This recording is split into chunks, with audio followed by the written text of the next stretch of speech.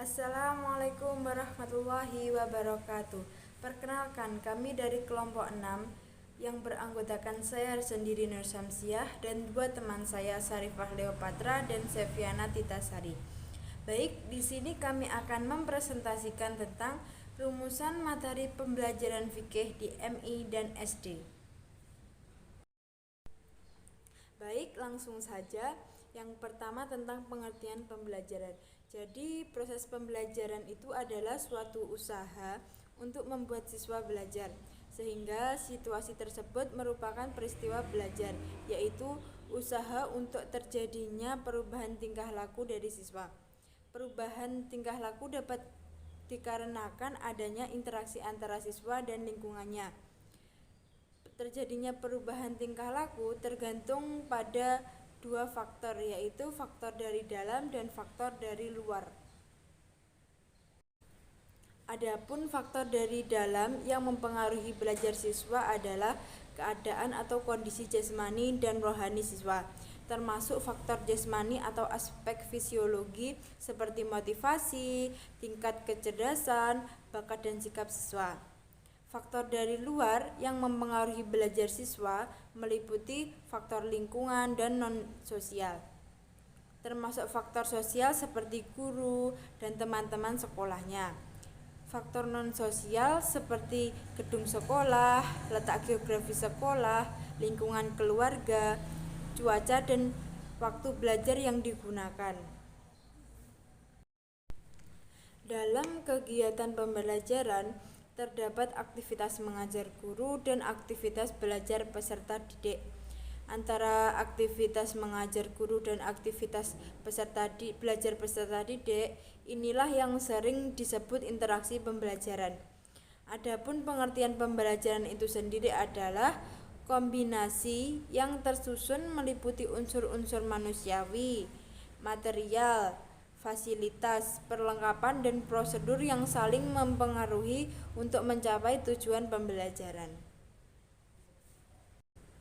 Jadi, pembelajaran adalah upaya dalam memberi perangsang atau stimulus, bimbingan, pengarahan, dan dorongan kepada siswa agar terjadi proses belajar.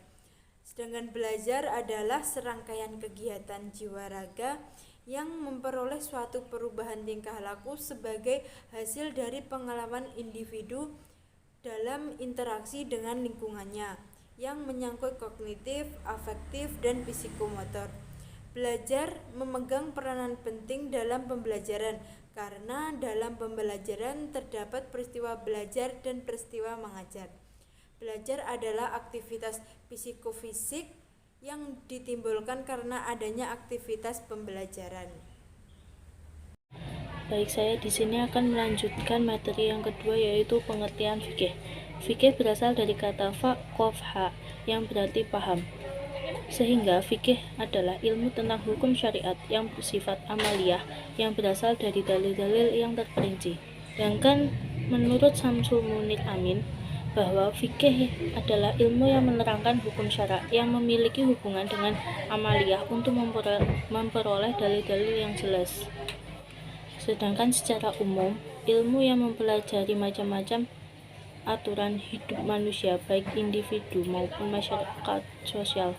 Saya Seviana Titasari akan menjelaskan tentang rumusan materi pembelajaran fikih kelas 3. Yang pertama, sholat sunnah rawatib adalah sholat sunnah yang mengiringi sholat fardu, yaitu sholat yang dikerjakan sebelum dan sesudah sholat fardu.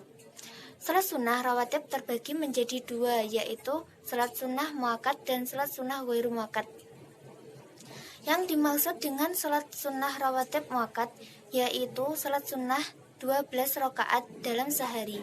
Sholat sunnah rawatib yang sangat dianjurkan oleh untuk mengerjakannya dan sering dilakukan oleh Nabi SAW, yaitu 2 rakaat sebelum duhur, 2 rakaat sesudah duhur, 2 rakaat sesudah maghrib, 2 rakaat sesudah isya, 2 rakaat sebelum subuh. Yang kedua yaitu sholat sunnah rawatib ghairu muakkad, terdiri dari 4 rakaat sebelum duhur, Maksudnya yaitu 2 rakaat pertama termasuk sunnah muakkad, 2 rakaat berikutnya termasuk ghairu muakkad.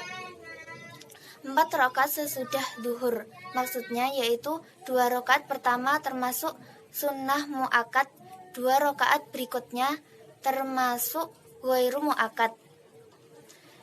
Selanjutnya 4 rakaat sebelum asar, 2 rakaat sebelum maghrib, dan 2 rakaat sebelum isya. Yang kedua yaitu tentang jamak qashar. Salat jamak adalah salat yang digabungkan, maksudnya menggabungkan 2 salat fardu yang dilaksanakan pada satu waktu. Salat jamak dibagi menjadi 2 bagian, yaitu jamak takdim, jamak yang didahulukan, yakni menjamak 2 salat yang dilaksanakan pada waktu pertama. Misalnya menjamak salat duhur dengan asar dikerjakan pada waktu duhur, 4 rakaat salat duhur dan 4 rakaat salat asyar. Adapun jamak takhir, jamak yang diakhirkan, yakni menjamak 2 salat yang dikerjakan pada waktu yang kedua. Misalnya menjamak salat duhur dengan asar dikerjakan pada waktu salat asar. Selanjutnya, salat qashar adalah salat yang dipendekkan atau diringkas, yaitu melakukan salat fardu dengan cara meringkas dari 4 rakaat menjadi 2 rakaat. Salat fardu yang boleh diringkas adalah salat yang jumlah rakaatnya ada 4, yaitu duhur, asar, dan isya saja.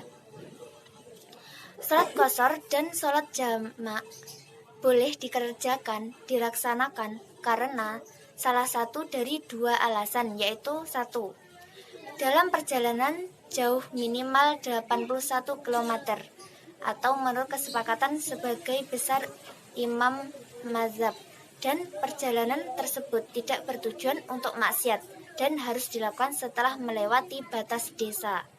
Yang kedua, dalam keadaan sangat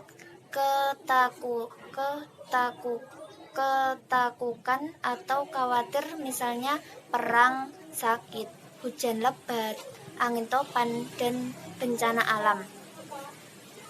Cukup sekian dari kelompok kami, kurang lebihnya minta maaf. Wassalamualaikum warahmatullahi wabarakatuh.